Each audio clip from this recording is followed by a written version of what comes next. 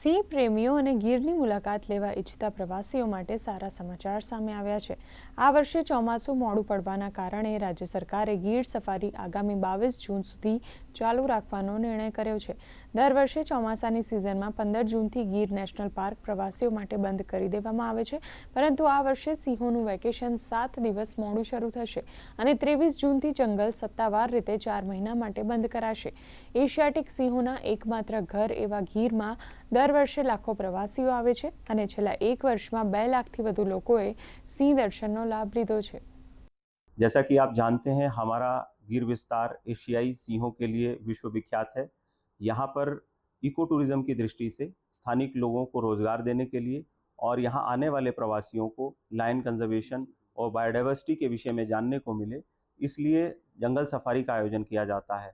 हर साल अक्टूबर से शुरू होकर ये सफारी हमारी जून के मास तक चलती है। इस साल सरकार द्वारा निर्णय लिया गया है कि 22 जून तक हमारे यहाँ पर जंगल सफारी का आयोजन होगा।